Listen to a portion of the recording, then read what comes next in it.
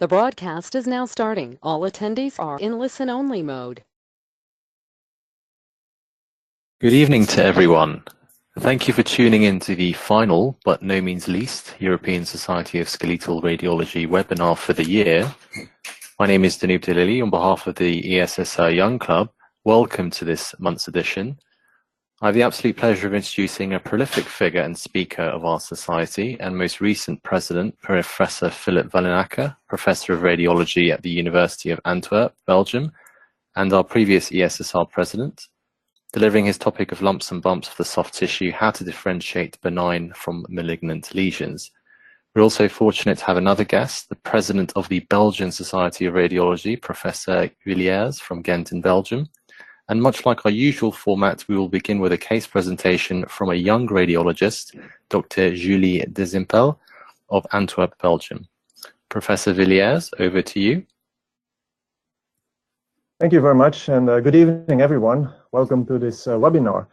Belgian Society of Radiology is proud to endorse this webinar initiative, as it is a good and efficient way of information transfer and education. Now, the Belgian Society of Radiology is our national radiological organization covering both the professional and scientific interests of Belgian radiologists. We have about 10 scientific sections covering all aspects of radiology, but also a dedicated section called Leadership, Management and Quality, or in short, LMQ.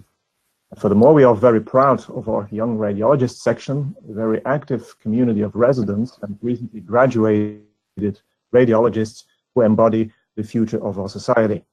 We have about 800 members who at the same time are all institutional members of the European Society of Radiology, and some of them also of your European Society of Musculoskeletal Radiology. It is, in my capacity of president of the Belgian Society of Radiology, truly my pleasure to welcome both the international and the Belgian participants to this webinar, and I wish you all a very pleasant and instructive experience. Thank you very much for logging in and enjoy the lumps and bumps in this webinar. Thank you very much.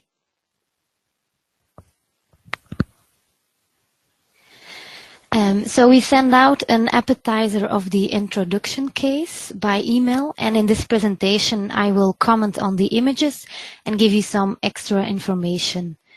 Our patient is a 16-year-old male who presented with a lump at the anteromedial side of the right knee. The lesion was slowly progressive and painless, and there was no prior trauma in the history. An ultrasound was performed, and this is the transverse ultrasound image showing a hypoepicogenic mass with a peripheral vascularization located at the medial side of the proximal tibia. The coronal T1 confirms the well-delineated mass with an iso-intense signal intensity to muscle and a hypo-intense rim, and it is located deep to the pes anserinus. On the axial T2 imaging, the fluid-containing lesion has a more heterogeneous aspect with hypo-intense peripheral structures, and the lesion is located deep to the pes anserinus. So, if we summarize, we have a young patient with a slowly progressive lesion, which is located at the pes anserinus bursa. In daily practice, we mainly start with an ultrasound and combine this with a combination of T1 and T2 weighted MR images in different planes. Our imaging characteristics of the lesion show a peripheral vascularization, a central fluid component, and a rim of low signal intensity on T1 and T2 images. And this is an important clue leading to the direction of the diagnosis, as only a few lesions have a low signal intensity on the T1 and T2 weighted MR images. This may be fibrosis, calcification, or hemosiderin. And the sequence we wanted to add is a gradient echo. So this is the gradient echo image showing that there is a pathognomonic blooming sign. The lesion has a more hypo-intense aspect, and even the central fluid component is completely dark on this image. After administration of gadolinium contrast, there is a peripheral rim enhancement. So if we combine the age, the site of the lesion, and the imaging characteristic, we come to the diagnosis of pigmented villonodular disease, not located intra-articularly, but at the site of the bursa of the pes anserinus. I will start with a short introduction, followed by the imaging characteristics, treatment options, and some take-home messages. So let's start with the more known PVNS. This was first described in 1958, and the prevalence is 1.8 per million. The true prevalence is probably higher in reality, as we see it more and more in our daily practice, probably due to the increased awareness of the disease. Patients are mainly between 20 and 50 years old, and it is a benign lesion. It may affect the joint, the bursa, or the tendon. It is due to a synovial proliferation with hemosiderin pigmentation, and it mainly affects the large joints. The knee is the most commonly affected. It is usually monoarticular, and patients will present with a chronic swelling, pain, and functional limitation of the affected joint. The counterpart of the disease in locations where you can find synovium is at the bursa. This is very rare and is mainly seen in young persons. There is no articular communication, and it's mainly the knee bursa that is affected. If we see in the literature, there are only 12 cases of PVNB of the pes anserinus. It is usually monofocal, and patients will present with a chronic swelling and pain. Limitation of the affected joint is less frequent as the lesion is located extra-articular. Concerning the anatomy, here we see the pes anserinus located at the medial side of the proximal tibia and is made of the tendon of the sartorius, the gracilis, and the semitendinosus. So on this image, this is the axial ultrasound image of our patient. You see the tibia, and then you see the sartorius and gracilis tendon, and the semitendinosus tendon is located more posteriorly. Concerning the imaging characteristics, on ultrasound, the lesion is non-specific. It has an inhomogeneous hypoechogenic mass with peripheral vascularization. On X-ray, we may see a soft tissue swelling, very subtle in most cases, and it may have a slightly denser aspect than the surrounding soft tissues. There are no calcification in the lesion. A similar aspect of the lesion is seen on CT, and there is also an absence of calcifications on CT. On MRI, the lesion has a hypo to iso intense signal intensity to muscle on the T1 weighted images and a hypo to iso intense signal intensity to water on the T2 weighted images. After contrast administration, there is a variable enhancement, and on the gradient echo imaging, we see a pathognomonic blooming artifact as showing here in the ankle joint extending to the flexor hallucis longus tendon. This pathognomonic blooming artifact is due to hemosiderin deposition or iron pigment. For treatment, they may choose for surgery, a complete resection of the lesion. There is always a chance for recurrence, but this is lower than in patients with PVNS of the joint, as there is a more extensive resection of the lesion as it is located extra-articularly. In some cases, they may choose for adjuvant radiotherapy or intra-articular yttrium injection. As in our patient, they may also opt for a wait-and-see policy or an experimental therapy of TNF-alpha blockage. And to finish, I would like to give you some take-home messages. It's important that you look at all the corners of the images of your region of interest, but also look at the patient. Target your imaging examination to the clinical region of interest and use a large field of view whenever required. If you have an articular or periarticular lesion with a low signal intensity on T1 and T2 weighted images, this is characteristic for fibrosis or hemosiderin. So if you think about it, add a gradient echo MRI, and if you see a pathognomonic blooming sign, this will lead to the diagnosis of PVNS or PVNB. And PVNB is a rare presentation of a well-known pathology. For the characterization of a lump or bump, MRI is the modality of choice. Often, benign lesion will have a characteristic MRI findings, and this also has therapeutic implications. And in addition, for other soft tissue lesions, MRI allows grading and visualization of the local extension of the lesion. Here are some references, and then I would like to thank you for your attention and give the microphone to Professor Vanhoenacker for the next presentation.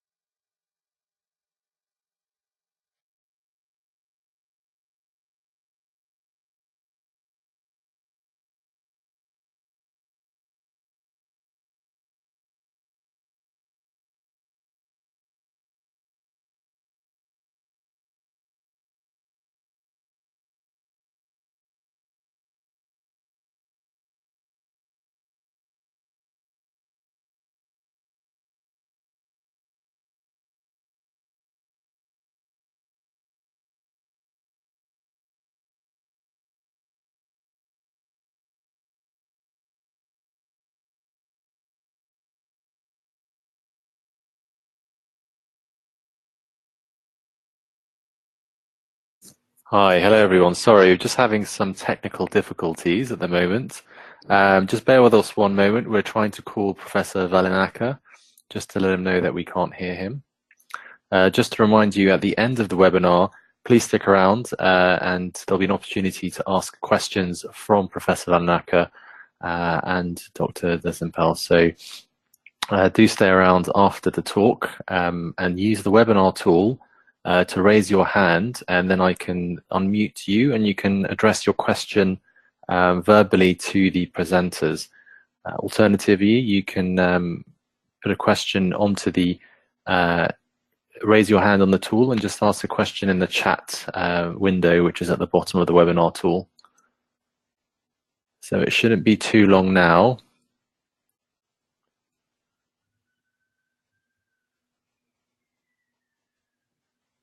We've also got, we've announced the webinars for 2019 on the ESSR website.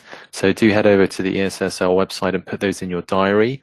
We've got a great lineup of talks, free educational talks for 2019 with a great variety of speakers speaking about their particular interests.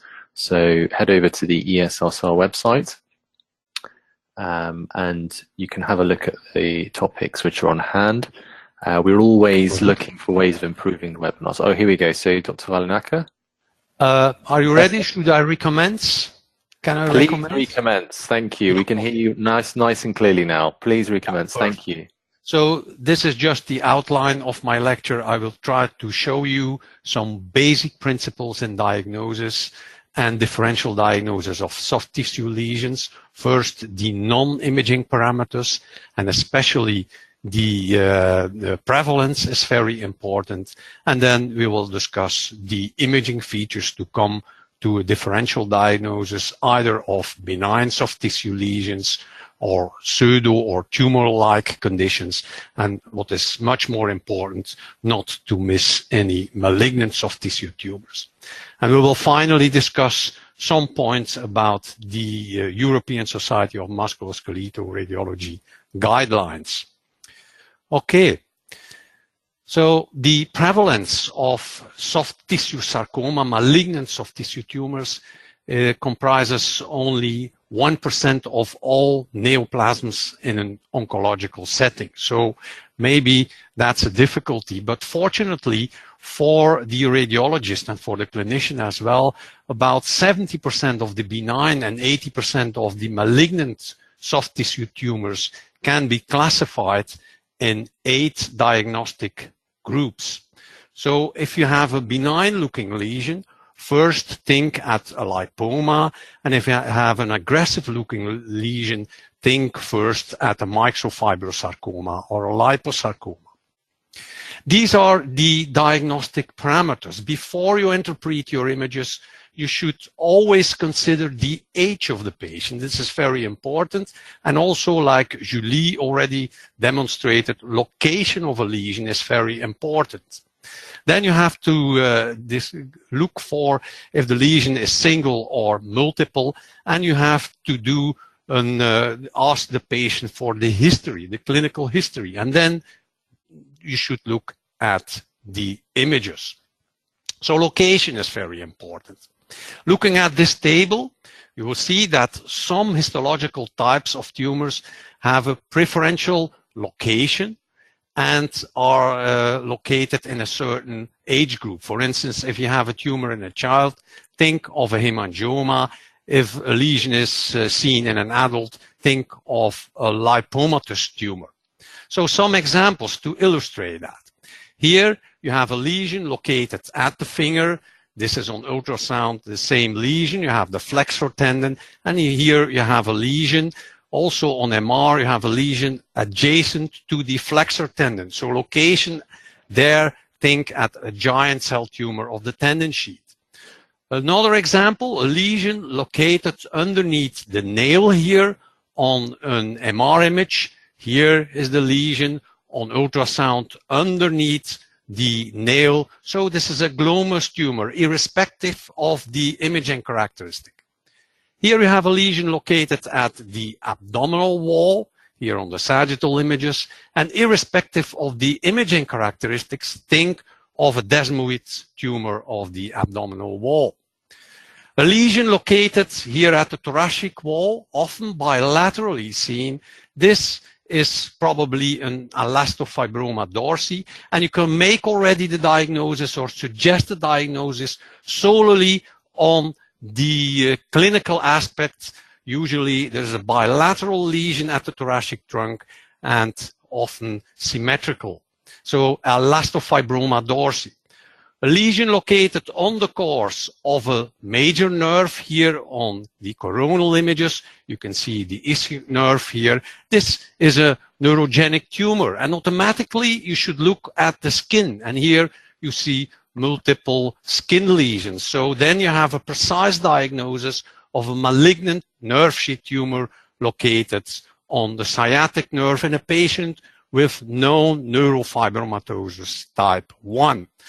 Another example of a location on the course of a nerve. Here you have a lesion at the median nerve on the axial images, and here the sagittal images located on the median nerve, a thick nerve here. This is a lipomatosis of nerve or fibrolipohamartoma. Multiple lesions can be very helpful in the characterization. Here you have multiple plexiform neurofibromas in front of the sacrum, but also at the sacroforamina. And this is another typical bilateral lesion here at the ankle joint on the course of the Achilles tendon. These are xanthomas, xanthomatosis, typical bilateral lesion on the course of the tendons. A word of caution about the use of one single parameter or even 2 parameters. Here you have multiple lesions in the soft tissues, but also within the bone marrow on both T1 and here T2 weighted images, multiple lesions. And the patient has a history of an adenocarcinoma, and then the diagnosis is straightforward. This is, of course, multiple bone and soft tissue metastasis. However, this is not always straightforward. This was a patient with multiple lesions within the muscles bilaterally, so multiplicity. Also, this patient had an oncological history with a breast carcinoma. However, it was not a metastasis, it was a pleomorphic sarcoma after biopsy. So using only one rule of thumb may be dangerous. Clinical history is very, very important, and even as radiologists, you should go to the patient and ask for the clinical history. For instance, not only the oncological history is important, but also this patient was taking an anticoagulant. And here you can see at the calf muscle the presence of a layered structure consisting of peripheral hemosiderin. Here you have a layer of subacute blood, and this is the more acute blood. So taking into account the history, anticoagulants, this is a hematoma. This is another patient where the history may make the diagnosis in conjunction with the images. Here we have large hypertrophic muscles at the shoulder, bilaterally, and there are bilateral lesions here.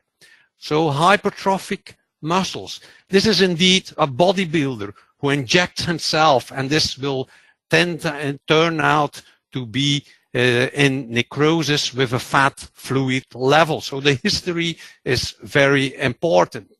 Then look at the images. And do not forget to look at the plain films. They are always somewhere in the packs or are made at other institutions. This patient came in for a soft tissue lesion here at the elbow. And at T2 weighted images, you can see a high signal intensity structure with some low signal intensity dots. And if you look at the plain films, these are phleboliths. So this makes a correct diagnosis of a low flow vascular malformation or a hemangioma. So plain films are very important to look at for a more specific diagnosis. Another case in which the clinical history and the combination with the plain films is very important. Here you have a soft tissue lesion at the quadriceps muscle.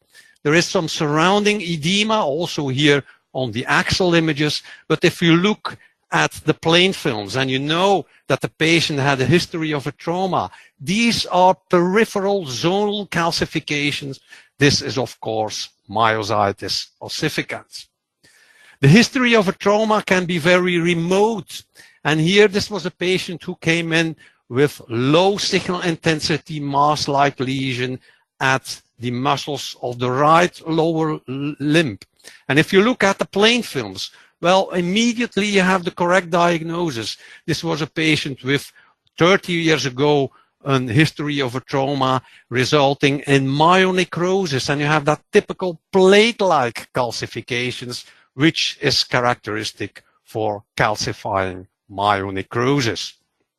Okay, other examples of characteristic calcifications: uniform nodules, intra-articular in the hip, without any narrowing of the joint space. This is primary osteochondromatosis. This is another joint case in which you have a high density and destruction of the femoral neck. So this is a destructive mass. This is a long-standing PVNS. You know, Julie illustrated that already, that PVNS shows on the gradient echo imaging iron. This is a case of long-standing iron causing a high density within the joint. Nowadays, we make more early the diagnosis with MR imaging and gradient echo imaging. A large mass near the joint with irregular calcification. Think in a young patient at the synovial cell sarcoma. About 30% of those sarcomas may calcify. Also, an extraskeletal osteosarcoma, large mass with irregular calcifications. Think at the possibility of an extraskeletal osteosarcoma. One word of caution about the use of one single parameter. Here you have calcifications in a soft tissue lesion at the neck. This turned out to be a myositis ossificans, but here you have another case with a soft tissue mass with intralesional calcifications. Looks very similar. However, after biopsy, it turned out to be a PNET or a high malignant Ewing sarcoma. So do not use one single parameter. You should use a combination of multiple parameters. Ultrasound. Well, ultrasound can be an excellent tool for the superficially located lesions and to make the differential diagnosis between a cystic lesion, here an example of a superficially located cystic lesion with a stalk to the adjacent joint. This needs no further workup. This is a ganglion or synovial cyst. For solid masses, it's much more difficult for characterization unless on ultrasound they may have a specific morphology, like in this case, or a specific location. Here you see a solid lesion with some enhancement through, so it is not a cystic lesion, but there is some retroacoustic enhancement, and you see that typical morphological sign. This is the track of the muscle arrectori pili, so this is an epidermoid cyst, typical example of morphological sign which allows characterization by ultrasound. Also some other lesions like superficial fibromatosis or Morton's fibroma, or especially a muscle herniation, can be characterized solely on ultrasound. However, for most of the lesions, we need MR imaging.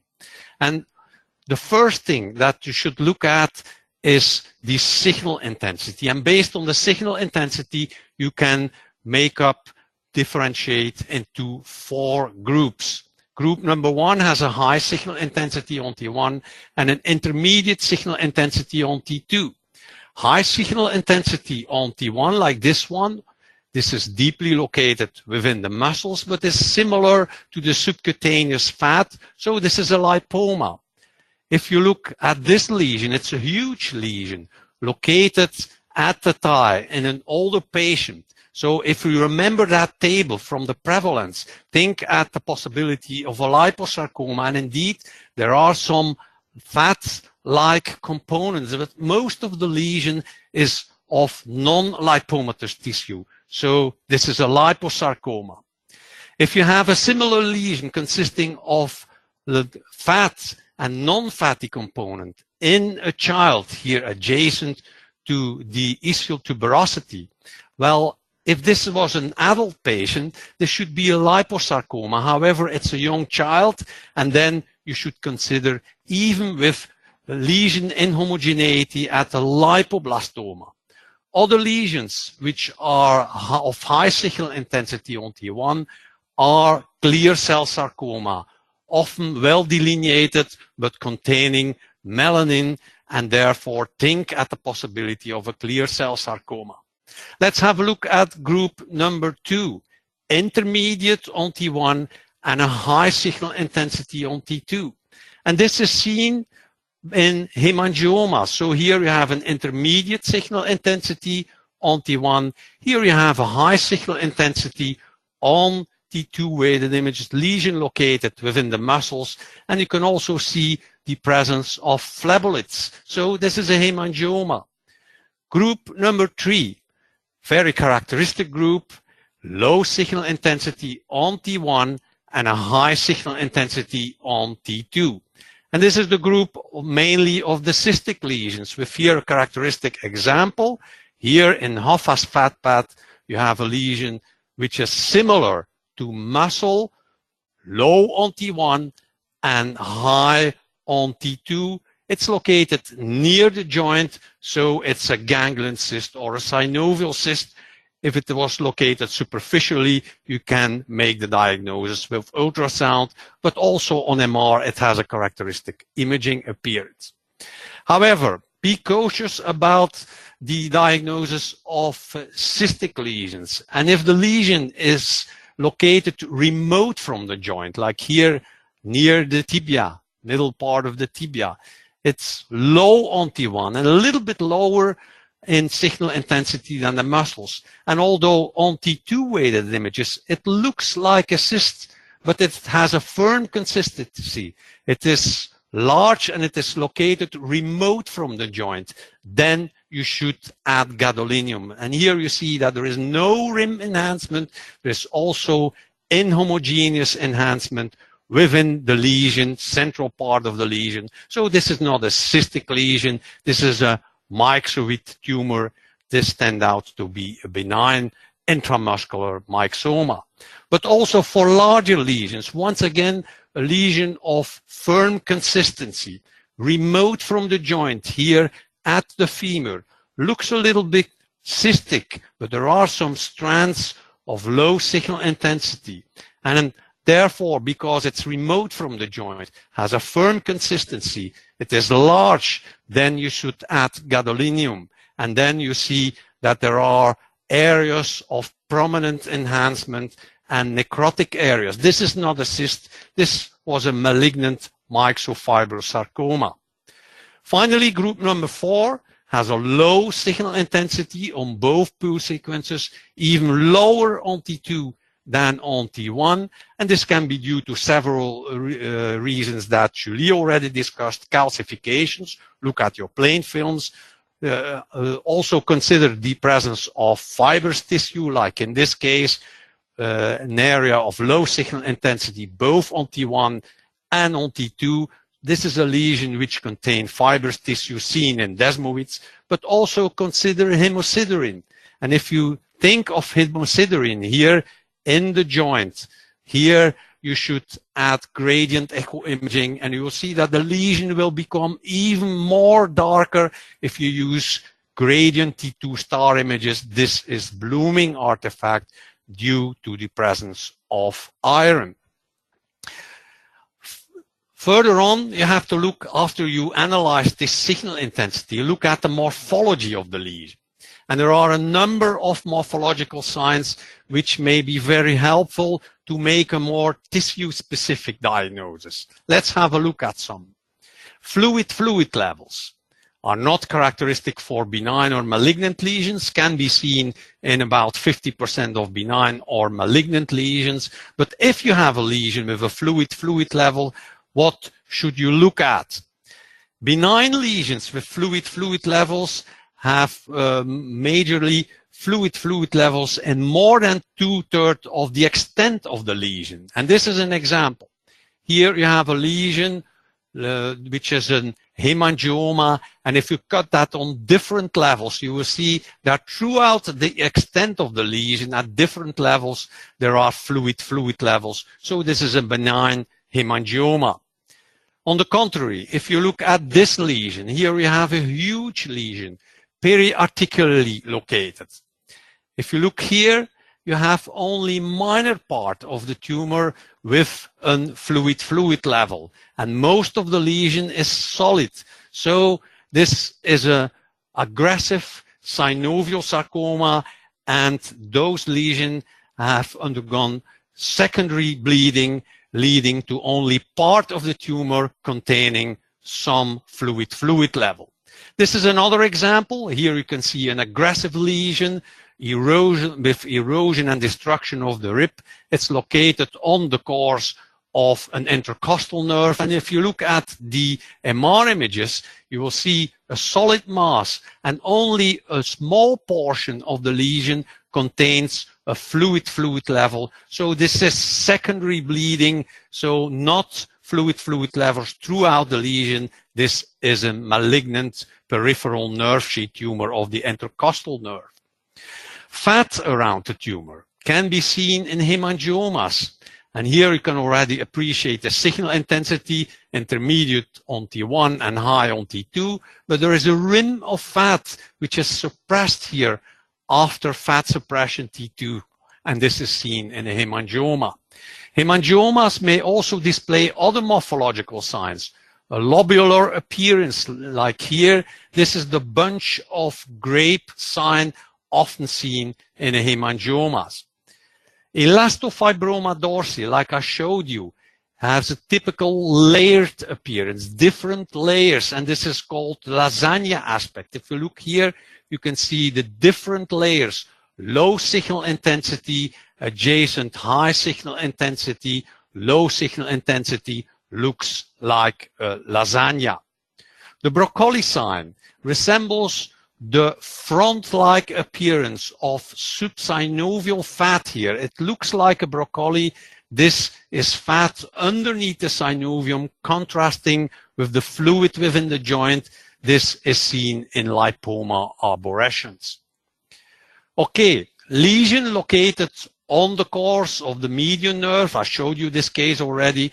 And if you look at the morphology, you will see different fascicles here, low signal intensity fascicles within the nerve with adjacent high signal intensity due to fat. So this is lipomatosis of nerve.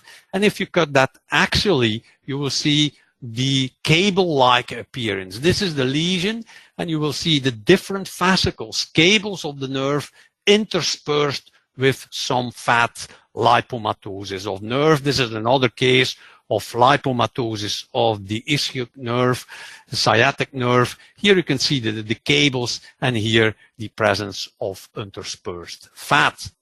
The target sign is seen in neurofibromas, and it consists of a peripheral area of high signal intensity and a central part which is of low signal intensity on T2. So a target sign is a T2 sign like this one. This is a neurofibroma. The cellular central part is hypointense on T2, whereas the myxoid peripheral part is hyperintense. And if you inject gadolinium, you will see the reverse. The cellular central part will enhance here, whereas the myxoid periphery will be hypointense, will not enhance. Target sign, you have to differentiate that from an inverted target sign. And this is a case of an inverted target sign in a metastasis. Here, if you look at the T2 weighted images, you have the central part, which is hyperintense, and only the periphery is of lower signal intensity, intermediate signal intensity. So this is not a target, this is an inverse target, and if you inject gadolinium, you will see that the cellular part, the peripheral viable tumor, will enhance, whereas the necrotic part will not enhance. So this is a metastasis or a necrotic tumor. Now, if we want to differentiate benign from malignant lesions in daily practice, this is very important for the radiologist.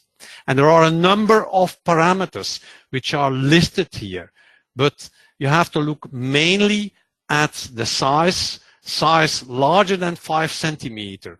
Also, invasion of the bone and surrounding soft tissues. Also, the inhomogeneity on all PU sequences and the pattern of contrast enhancement, peripheral papillary projections, and rapid enhancement are the most important parameters.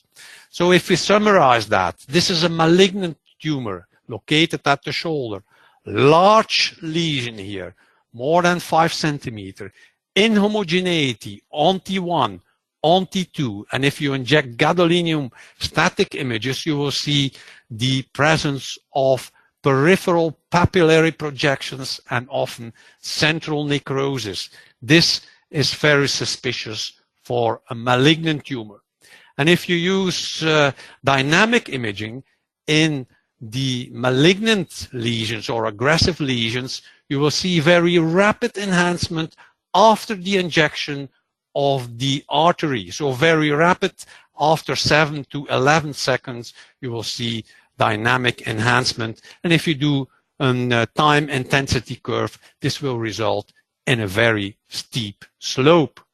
So the best parameters for differentiation between benign and malignant lesions are the presence of liquefaction necrosis, very rapid enhancement, and a large lesion size.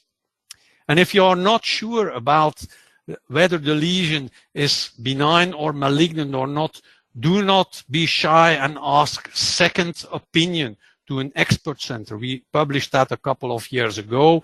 This will enhance your diagnosis and improve your diagnosis at least by 10% of cases. So ask the opinion of an expert. And finally, a summarize of the ESSR guidelines, which were published recently in the seminars of musculoskeletal radiology. Which lesions should be referred to a specialist center? Well, those lesions which are superficially located and larger than 5 centimeters, deeply seated lesions, regardless of their size. If there is any clinical suspicion of malignancy, or if the lesion is indeterminate, both on ultrasound or on MR imaging, those lesions should be referred and should be referred for a biopsy. And the biopsy should be done in a specialist center. And all of this should be done within a time period of 2 weeks. The biopsy ideally should be done under guidance of imaging. Here a CT scan, and the needle tract should be discussed in advance with the surgeon who will do the operation. Use a core biopsy, not a fine needle biopsy, and at least a 14-gauge needle is preferred. So in conclusion, I hope that I demonstrated you the basic principles in diagnosis of soft tissue lumps, taking into account first non-imaging parameters such as the age and the preferential location. Clinical history is very important, particularly for the diagnosis of pseudotumoral lesions, and the imaging parameters on plain films. It's not very sensitive, but it may help your specificity of your diagnosis if you look for calcifications. So look always at the plain films. They are always somewhere in the PACS system. Ultrasound may be used for triage of lesions which are superficially located and particularly cystic lesions.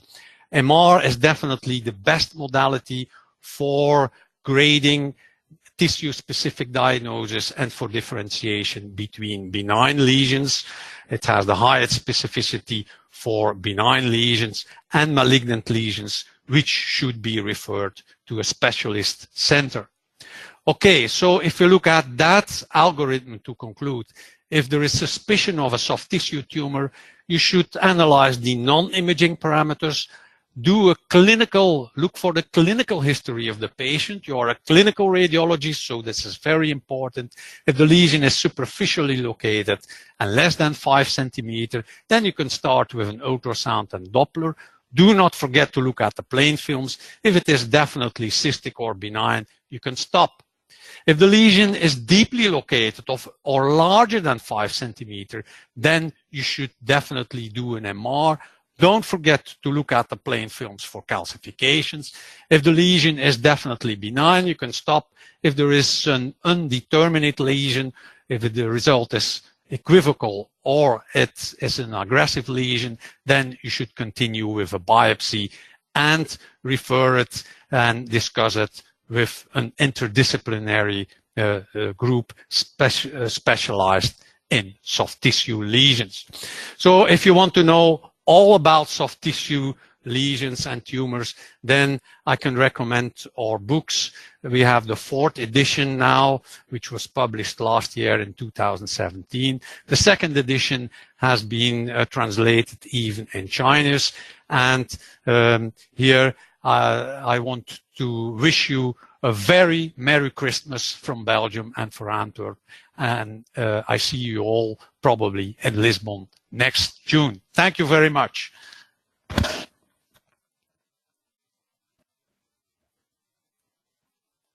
Happy to answer your questions. Hello. Hi, fantastic. Thank you, Professor Vanhoenacker. Thank you, Danoob, for your excellent moderation. Thank you for your pearls of wisdom and that comprehensive, well-structured, almost rapid fire of soft tissue benign and soft tissue lesions. And thank you for sharing these beautiful cases. So now we have an interactive aspect of the webinar. Please use the tool to raise your hand and ask questions directed at our speakers, Professor Vanhoenacker and Dr. Desimpel. We have time for some questions, thanks to the excellent timekeeping of our speakers. So yes, use the webinar tool and I can direct questions, and hopefully if you have a microphone attached you can ask your question directly. So just waiting for some questions to come through.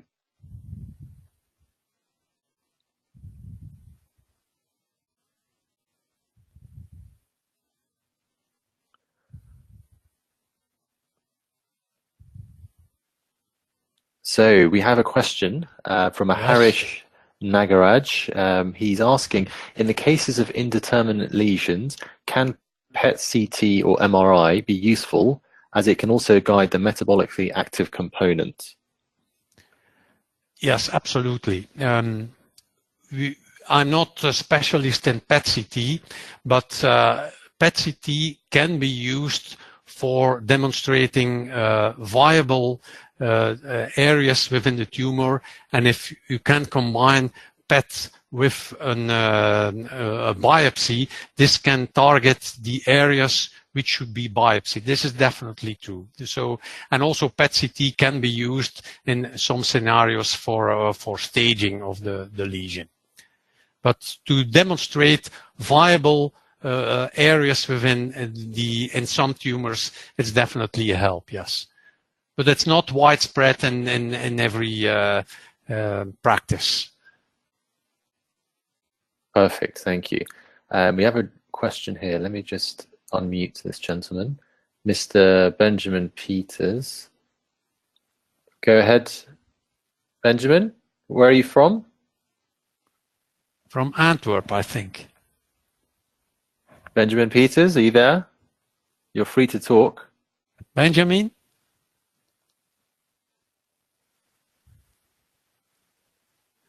Perhaps not. Let's try a... Yeah, I'm not here, Benjamin. I know Benjamin very well, so he can ask his question privately to me. Benjamin? Yeah. I think he's having problems with his microphone. We'll try another one. We have Miriam Dedea. Miriam, go ahead. Hi, Danoob. I was wondering if Dr. Vanhoenacker uses contrast-enhanced ultrasound in his practice for soft tissue lesions. We do not use it, but yeah, I know that in Italy, in Milano and Genoa, there is they have a large experience in using ultrasound with contrast. We do not use it because it's not reimbursed in our country. So that's mainly the reason why we don't use it. Thank you for your very interesting lesson. Thank you, Danoob. Thank you. Thank you, Miriam. Okay, we have a question from a Gayan Ivazian. Just unmute you there. No, he doesn't seem to have a microphone. Okay, Mark, oh, there we go. Gayan, you there? Where are you from? Yes, I'm from Armenia. Hi. Go ahead. Welcome. Hello. Thank you for a very interesting presentation. I would like to know about neurogenic tumors. Do you use additional diagnostic methods, for example, MRI, for diagnostic of schwannoma or neuroma, or you need only ultrasound? Is it enough? It depends a little bit whether the lesion is located superficially. If the lesion is located superficially in neurofibromatosis type 1, and the question is there a lesion or is there no lesion, you can use ultrasound. But if there is a question whether a deeply located lesion is malignant peripheral nerve sheath tumors associated, for instance, with neurofibromatosis, then you should go on with MR, I think. And you should get gadolinium. So if the lesion is located superficially, well, maybe you can characterize it perfectly on ultrasound by looking at the target-like appearance. It's also located on the course of the nerve, so you have the entering and exiting nerve sign. You have the split fat sign if it is located superficially in the muscle, so that's very convenient to do that. But if you have a large mass in a patient with neurofibromatosis, you should always consider the possibility of malignant degeneration, and then I recommend to do specifically for that lesion an MR with and without gadolinium contrast. Thank you so much. Thank you. Thank you, Guyan. We have another question, Professor, if that's okay. Yes, sure. Priya Suresh, I'm just going to unmute her. Priya, go ahead. Where are you joining us from, Priya? From Plymouth, from UK. Okay, excellent. Go ahead. I just wanted to ask the Prof, we struggle with the intramuscular lipomas, which may have small areas of non-suppression. And some of the books do describe typical lipomatous tumors. Do you currently do MD2, or how do you deal with these? Yeah, so if you have a lesion which is located intramuscularly, and you have some small components which are on the course, non-lipomatous component, which are located on the course of the muscular structures, these are just small muscle fibers. So from the morphological aspect, you can already see some heterogeneity within those lesions, but these are nothing more than the prolongation of the adjacent muscular fibers. In this case, it's not required or mandatory to do adjacent gadolinium or additional gadolinium injection. If you see the small muscle fibers transversing the lipomatous mass, this is definitely an intramuscular lipoma. But I recommend, if the lesion is larger than 5 centimeters and has a multifocal appearance, then I recommend to repeat the examination within 6 months to see if there is no increase of the diameter of the lesion. Also, the reason for doing an examination, a repeated examination, that some of those large tumors may cause some cosmetic problems and may need to be operated on. But if you have only small strands of muscular structures within the lesion, which are the prolonged muscle fibers, this is definitely a benign intramuscular lipoma. Is this clear for you? Yes, I think that's fine. So, I mean, it's the 5 centimeter size criteria. Yeah, that's about the criteria. If the lesion also is larger than 5 centimeters, usually people want to have a resection of it. But if the lesion is clearly homogeneous, yes, and well delineated, and there are only intramuscular residual fibers, it can be resected by a local resection, or they do not. There is no need for a very wide resection. So it can be considered as definitely a benign intramuscular lipoma. Okay, thank you. Thanks a lot. Thank you, Dr. Suresh. Very good question. Thank you. Other questions? Yes, we've got a question here from Johannes Devos. It's a good question. So you talked about characteristic calcifications or phleboliths in low flow vascular malformations. Yeah. Are there other soft tissue tumors causing these sorts of eggshell calcifications, or is it more or less pathognomonic? Those small phleboliths are usually pathognomonic, but yeah, you can have ring-like calcifications also in. These are really exceptions, but they have no characteristic phleboliths, but you can have ring-like calcifications, for instance, in rare cases of extraskeletal chondrosarcoma or something like that. But the aspect is different from the typical phleboliths. Great. Okay, perfect. So we've got time for a few more questions. If anyone wants to ask a question, just use the raise the hand tool on the webinar and I can connect you to Professor Vanhoenacker. So the question here from Yannick de Bruycker. I'm going to unmute you now. Go ahead. Yannick, are you there? Yes, hello. Hi, where are you joining us from? I'm from Belgium. Thank you. A great talk today. So I had a question on the biopsy. Do you expect a tumor seeding tracted biopsy of these malignant lesions? And do you use a coaxial needle to prevent them? And furthermore, do you communicate the use tracts?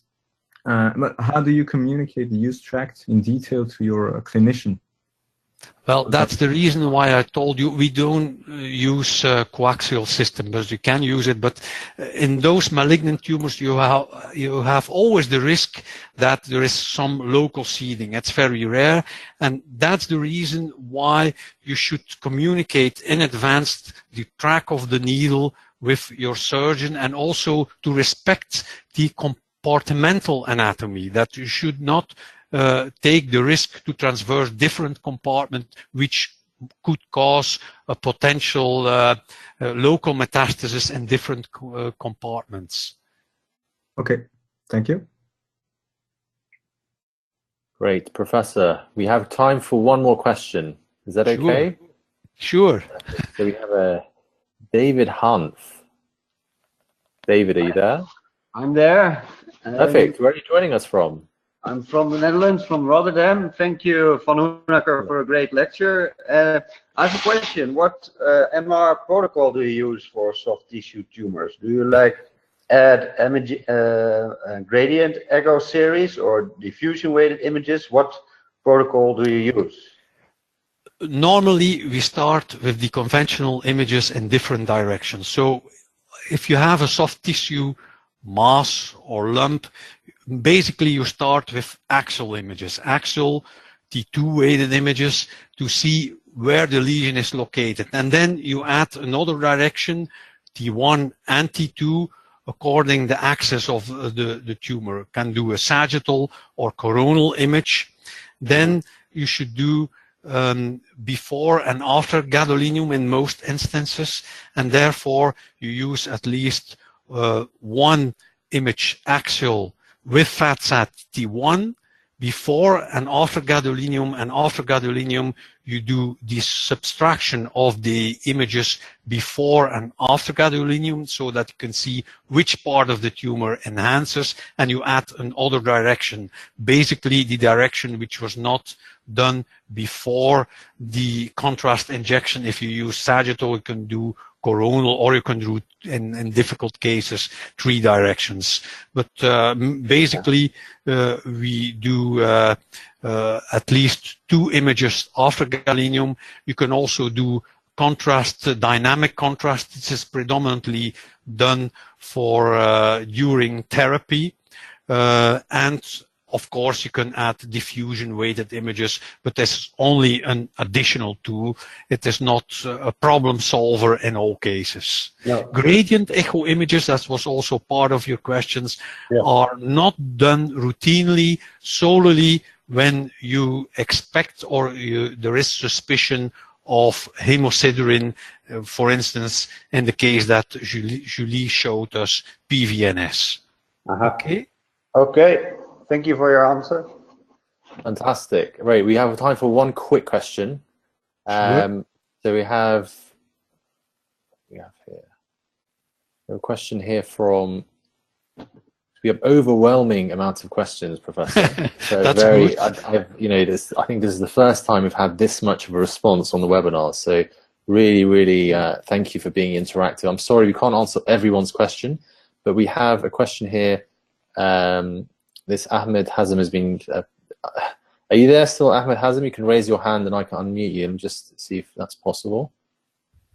Ahmed Hazem Darwish, are you there? Anyway, his question is. Oh, there you are. Hi, Ahmed. Do you want to direct your question? You're now live, Ahmed. Yeah, I'm listening. Please go ahead.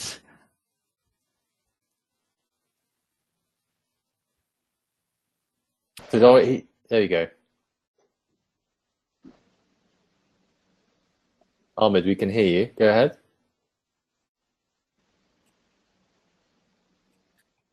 Okay, Hello. so he asks, in case of indeterminate lesion, what is the follow-up time recommended? Well, if the lesion is large and very suspicious, you should proceed with a biopsy and refer it to a tertiary center. If there is still some doubt that the lesion may be benign, or then you can do a follow-up period, but no, it should not extend the period of 3 months. This is the absolute maximum. So in most cases, an indeterminate lesion will result in most scenarios in a biopsy. Perfect. Okay. Oh, you're there. Okay. Anyway, that's all we have time for from our expert in the house, Professor Vanhoenacker. So I will use this opportunity to remind you that the 2019 topics for the webinars are now available, so put these in your diary. So we have the chair of the Arthritis Committee doing an MRI of the pediatric knee. That's the next webinar in January 14th, 2019, from Professor Lennart Jans, again from Ghent, Belgium. We have the guru of MSK ultrasound, Professor Carlo Martinelli, doing a nice talk for us in February. And we have our very own BSSR, British Society of Skeletal Radiology, current president, Professor Phil Robinson, giving a talk on sports imaging. Thank you very much, Professor Vanhoenacker. Thank you very much for your excellent moderation. We had over 235 attendees, the highest we've had so far. And also, as Professor Vanhoenacker says, the abstract submission is now open for ESSR in Lisbon 2019, which topic is hip and advanced imaging. So we look forward to seeing you there, seeing all your current research, bring your best work. And this looks to be, you know, the biggest ESSR yet. So very much looking forward to seeing you all in Lisbon.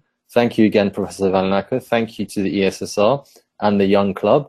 And see you in the new year. Yeah, thank you everyone for listening, and Merry Christmas. Merry Christmas.